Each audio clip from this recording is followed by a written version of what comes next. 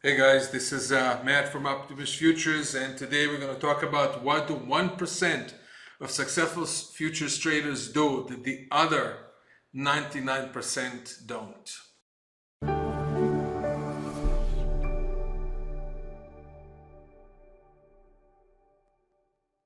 So, I know that there's tons of blogs and posts and comments and recordings and more podcasts that were done about how to be a successful trader. And if you go to the internet, there's only one internet called Google. You can actually look at traits of successful traders or what best traders eat in the morning and what do they eat at night and all those things. And everybody out there is kind of have an observation of what good traders do. And many of them are really good posts. Many of them talk about discipline and trading and a trading plan and cut your losses short and everything else. So in this podcast, I'm going to try and talk about some other things that others do not consider. In fact, here's what I think. I think if you ask a successful trader, what are your best traits? Sometimes they don't even talk about that because it's so ingrained in their nature that they don't always express what's inside their head the right way. Meaning that some people say, yes, I have a trading plan. Yes, I get up in the morning and I exercise before. Yes, I review my trades. Yes, I have a trading journal. Yes, I'm disciplined. Yes, I've learned from my mistakes. But in between those things, there are other things that they do that sometimes they don't talk about. So this is just, again, my observation of successful people and successful traders that I've encountered over the years, whether they were in Optimus Futures or they were with other firms. So the first thing that I want to talk about when it comes to successful traders, or the category one, they are not afraid of the pain and recovery cycle. Let me explain that. So I saw a movie not long ago on Netflix about all those athletes who became vegetarians. Not that I have any plans of becoming a vegetarian or turning you into a vegetarian, but there was a specific athlete. Her name was Dotsie Bosch, and she's an Olympic cyclist, and she won the Olympic medal, I think at 39, which is way beyond the age of successful, cyclists and athletes. And she was able to basically win. I don't know if she won the first place or the second place or the third place, but she was one of the type cyclists that won at the age of 39, her and her team. And she was talking about something very important. She was talking about the pain and recovery cycle that she's going through all the time in order to excel. It means that she goes through severe physical pain, and then with the help of a therapist and with the help of exercising, she overcomes that. And in the end, she says those athletes who can overcome that cycle of pain recovery more and more and more will be more successful. And I thought about it, traders go through the pain of losses through drawdowns. And it's consistent. Drawdowns are just not going to happen once. Drawdowns are, which is really a fancy word for losses, right? Nobody wants to mention, but it's losses. But your ability to recover from it each time and continue, basically will determine your success. Some people, it just completely wears them out. They can't do that. But successful traders, because of the nature of the markets, because cycles change, because markets change, volatility changes, they basically have to go through this pain and recovery all the time. Now, I think at some point, they become, and I have to be very careful with that word, because what I wanted to say is that they become immune to such cycles and periods. Nobody's really immune to losses, but what really happens over time, they get used to it and it becomes part of the process. So it doesn't mean that they don't get hurt, but they also realize that this process is necessary, and that's what helps them to move forward, right? This competitiveness of having the ability to recover from pain, whatever is necessary to do that, to get back on track and continue trading, what I believe would make them go forward naturally, many times it stops people from trading or stopping in the trading world, but obviously that's what it takes. Whether you have it or not, it's entirely up to you and the efforts that you put into it. So again, the first thing that I mentioned was to go through the pain and recovery cycles. Now, the second thing that I want to talk about is that successful traders are okay with mistakes, but they need to understand why they made a mistake because they don't want to repeat it. So basically, this is where journals help you because you start seeing patterns of success and failures, and you start seeing the mistakes that you have done. So I believe that successful traders are, and I'm going to use that word a lot, obsessed. They're obsessed with certain things. They're obsessed with understanding why they made a mistake. So they had a bad trading day. Why did they have a bad trading day? You know, if there's another bad trading day, they have to understand why, again, they had a bad trading day. So they're obsessed with the mistakes that they make. They want to understand their psychology at the time, their method at the time, what they've done that led to that mistake. Sometimes they can make mistakes because it's just mistakes, you know, I mean, because the market wasn't there. Maybe they didn't make a mistake per se, but the market went against them. But they nevertheless want to understand what caused this, right? So they always investigate. They investigate to understand what was the cause of the failure. Now, in trading, sometimes you can do everything right and you can still lose because the market moved against you, but they know that as well. So they're not investigating things that are obviously, you know, were part of the method. It's more of their process, what they thought through, the instincts they applied at the time. Those are the things that they want to understand, and they want to see a pattern in them if they want to repeat that pattern, if it's a successful pattern, or they just want to eliminate it completely, right? So that's the second thing. The third thing is they trust the process. What does it mean? So basically, they have this unique psychological trait of trusting the process that it takes to become a successful trader. They understand that it's not going to come without setbacks, and they understand that there's going to be a learning curve, and that process that they go through of learning, as I mentioned before, you know, the ability to recover from losses and everything else is basically something they have to repeat over and over and over again. They believe in the process, and they know that there are no shortcuts. What does it mean? So sometimes, you know, we think there's shortcuts by a certain method. We look, you know, for people who teach us a certain method that will work on every market volatility, every market pattern. That's a shortcut. Some people look for those indicators that might give them that set of magical indicators that will work through all periods. Again, that's a shortcut.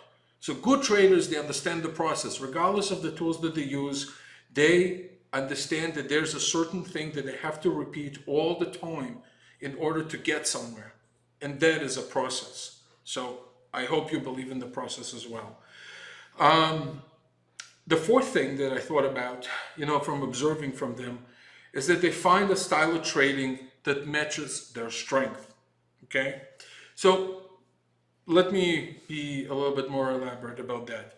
Although a lot of people say, yeah, obviously you have to find a style that matches your strength, the hard thing to do is understanding your strength. Now, good traders, they understand their strength. They understand exactly where they can excel. Now, beginner traders, for example, in the beginning, and again, you know how I do though, I always say that when I make observation of people, I don't do it because I blame them. Because that's you know, sometimes we follow our instincts. Sometimes our instincts mislead us. You know, our intuition is not always great. But initially, you know, beginner traders, what they want to do is basically they adopt a method where they think it would give them the most amount of dollars, right? So they think, well, if I trade every day 50 times, that would give me the most amount of dollars, which again, if you have that style of personality that fits day trading, that's great. The second thing that they do is within that category, they might find a mentor or a friend or somebody they look up to, and they try to imitate their style. right? So they're like, oh wow, that works great. I see that they are swing traders. I'm going to try that. But sooner or later, they find that these things may not match their personality. So for example, if you're a day trader, you're into micro-analyzing of charts, dome movements, and things like that. Those are very detail-oriented things. You have to be on top of it. Some people like to kind of sit back and look at the bigger pattern of things, so they might turn into swing traders, or they might turn into longer term trading. But the key is that they were able to be honest with themselves and really find a style that matches them. Whether they're directional trading, maybe they're short option sellers, whatever the case is, they found something that matches their personality. And I'm going to tell you this, there is no method there is better than the other. Day trading is not better than swing trading. Swing trading is not better than option selling. Option selling is not better than buying calls or going long option selling. It all boils down to your risk tolerance and your risk capital. Do things within those parameters that you feel very, very comfortable with. And again, having said that, I just want to say that regardless of the style that you're using, there's a substantial loss of risk in futures trading, and past performance is not indicative of future results.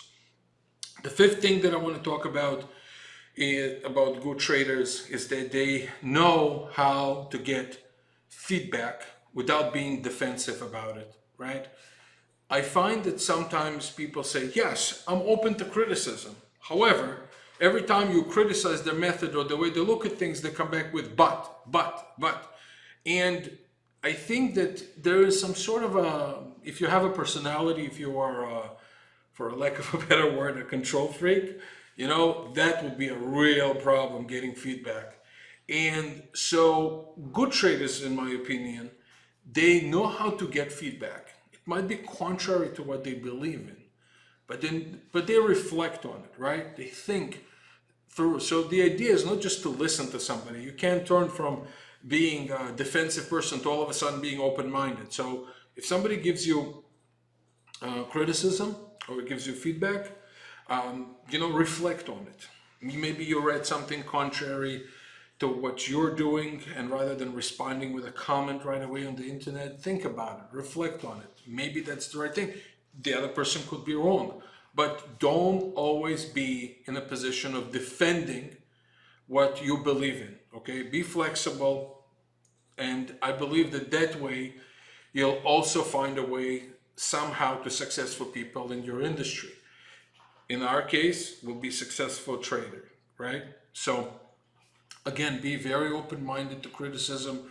The thing is that sometimes it's very hard to criticize ourselves. It's really, really hard. I wish that, somebody criticized me every day at the end of the day, how productive I was, what I did with my time, how I thought about things, how analytical I was I able to make the most out of what I have? So I think if there are smart and successful people that are giving you advice, think about their success, think about what they achieved, and be very open-minded about it. Don't be defensive, because it doesn't make you look any smarter. Okay, the sixth thing that I want to talk about is having the ability to handle stress and anxiety. I'm going to tell you this, trading is stressful. Now, you got to have the ability to distress yourself, right? And to de-stress yourself, it's not only after winning trades, it can also happen after a winning period, right?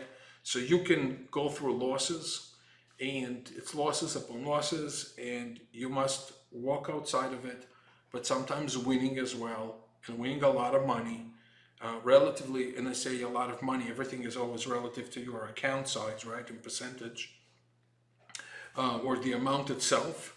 So you didn't expect a certain move, all of a sudden it's a gain, and you should be able to take a break, take a deep breath, not become arrogant, because that's when the market takes it back. So again, stress and anxiety are not always a result of losses. Anxiety can also come after winning, and stress can come after winning, because it's an overwhelming feeling.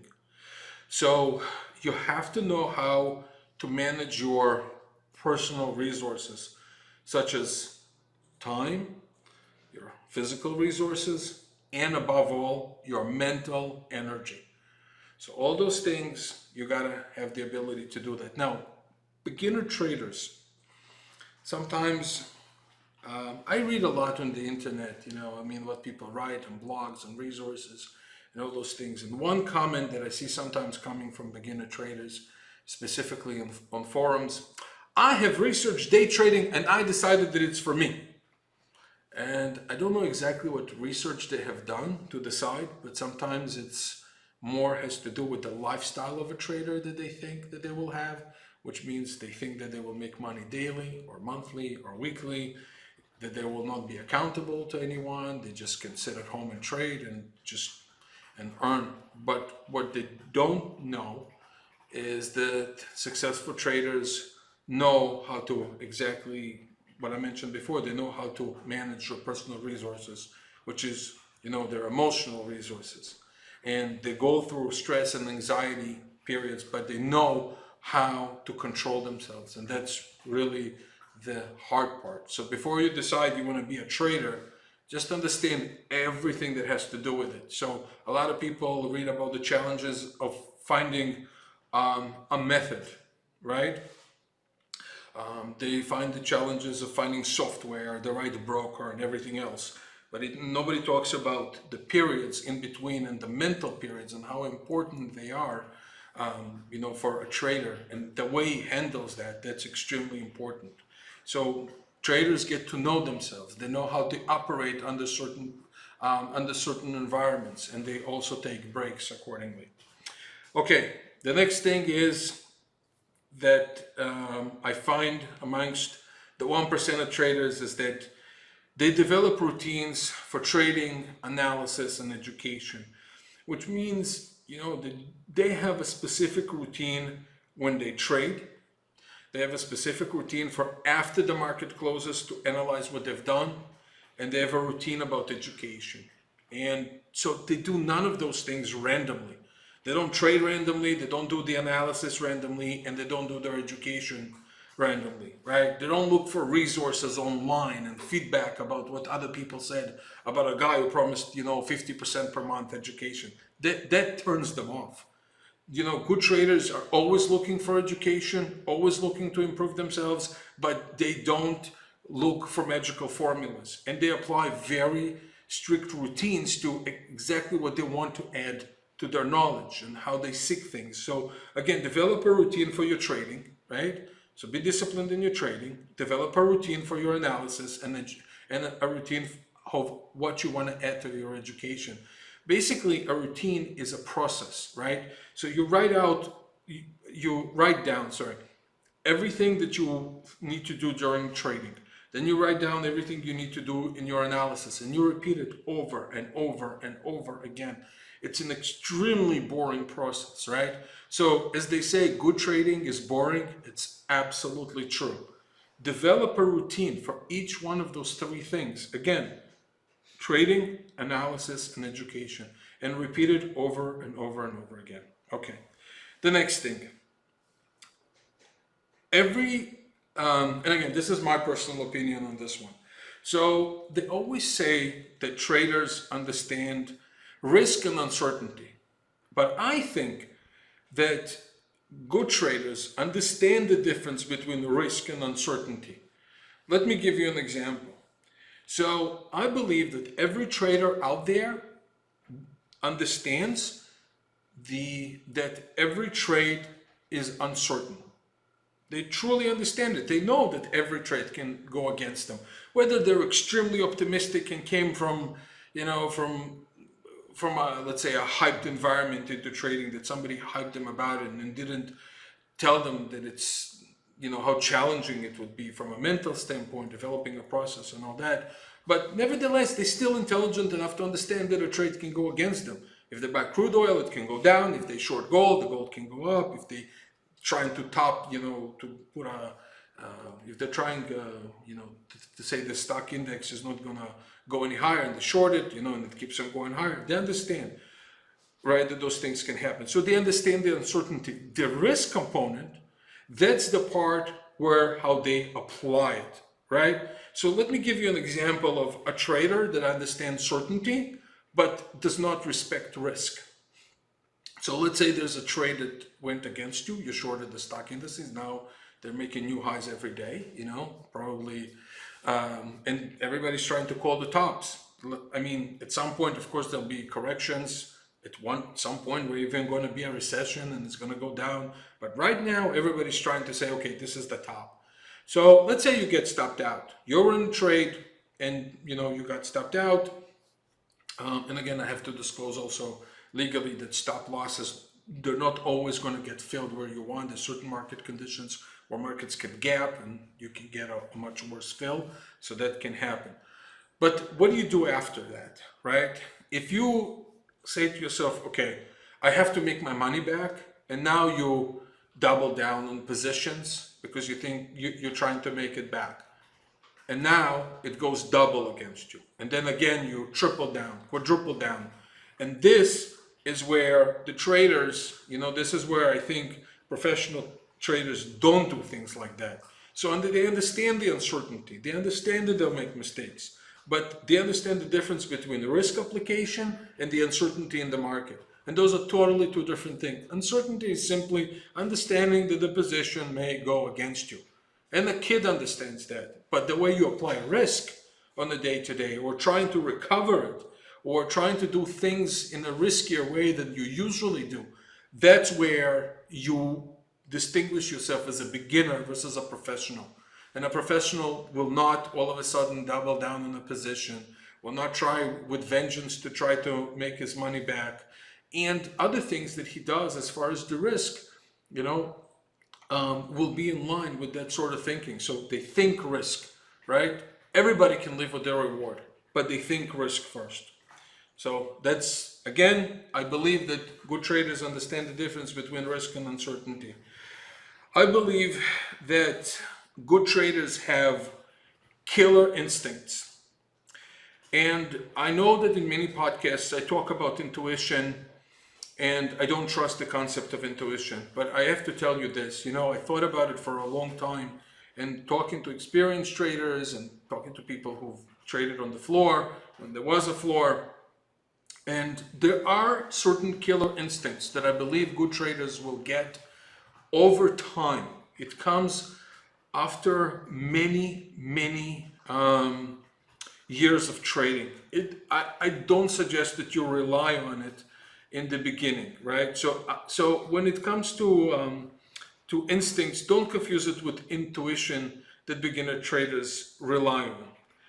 But what it is, I'll tell you what instincts are. The instincts is the instinct to make a courageous, tough, and spur-of-the-moment decision that will mean the difference between winning and losing. So something has happened in the market that absolutely changed within seconds, within minutes, the whole structure of the market, what they're trading, changed, the market changed since they came in. And all of a sudden they made a decision whether to get out or change direction. And that made the difference between winning and losing. So I do believe that they have that. And usually it comes with the risk instincts that they have. And they usually have the flexibility and understanding that something has changed, so they don't rely on hope anymore. I believe that good traders, their instinct works totally against the concept of hope, because beginner traders, if they go into the market, they thought about it for a long time, and all of a sudden it goes against them. Now, I believe that most trades go against you when you enter. I really do. But I also believe that there's different magnitudes of going against you. If something went against you a little bit is one thing, but if it went against you as soon as you got in a very bad way, I mean, the movements of the market. I can't tell you what it is. You understand that the market can go against you in a violent way from the way since the time you got in, or it just went a little bit, which is reasonable and normal for all entries. But I believe that good traders have those instincts to decide, hey, this is completely not what I expected. Either I have to reverse or get out. And again, I believe those instincts will come after many, many years of trading, applying the process that I mentioned in section 7, which is to develop the developed routines for trading, analysis, and education. They did it over and over and over again. Now they develop some sort of an instinct about the market. They trade, they act accordingly. Okay, that's number 9. And number 10, they appreciate the markets. And they, as Churchill said, they understand the process of blood, sweat, and tears. And they know that it's an extremely hard process. And what I mean by that is that they respect the market. Somebody wants to climb, to Mount Everest. First, he has to respect nature. He has to respect the elements. He has to respect the lack of oxygen that will be there. He has to respect, how cold it is. Body temperature will change, altitudes, everything else. First, you have to appreciate all those things. If you don't appreciate it and you downplay them, there is very small likelihood that you'll get to the top of the mountain of any, challenging climb. And I believe that good traders really respect the challenges of the market. They appreciate them. They understand why the process is not easy. They understand that they're dealing in an environment with quants, intelligent people, people who have discipline, people who came from different backgrounds, and people who are really, really trying. So your competition in this market are professional people. And you really have to understand and respect that. You also have to respect the randomness that exists in the market. You have to respect that we're going into an age of algorithmic trading, artificial intelligence, and everything else. So as a discretionary trader, which most of you are, even I'm not saying those things should not apply to automated traders. They definitely should. But at the same time, most of you are discretionary traders. So respect the market, respect your opponent, and the challenges that it brings to the market. So the market itself consists of people. You have the challenges of macroeconomics, microeconomics, politics, interest rates, everything. But at the end of the day, it's people who take action in the market. So you're actually trading against other people. So you're not trading against the Fed, you're trading against the people that are actually trading the Fed and taking decisions based on the information that they have. So again, number 10 is respect the market. I hope this was helpful to you. I always try to do podcasts that have a little bit of a different twist and outlook on things. And I hope it helps you think differently. I really believe that people that think differently will be achievers, not just in trading, but in general, in any industry. I understand the challenge there is in trading. As a broker, I definitely try to help people as much as I can, and I try to share with them all the things that I think would lead to their success, and I hope it leads to their success because I know how hard it is out there. I would be privileged to get your trading account. You can always go to optimusfutures.com, call us here directly. I do talk to people. Some people will say, hey, Matt, you really talk to people? I say, yes, I really talk to people. So you can call me if you want to discuss, if you want to open an account, I'd be more than happy. Also, we have community.optimusfutures.com that you can go and ask me any question about discipline, psychology, trading, software, anything, right? Trading execution, APIs, whatever comes to mind. And that's it. So I wish you a great trading week, and I look forward to our next podcast. All the best.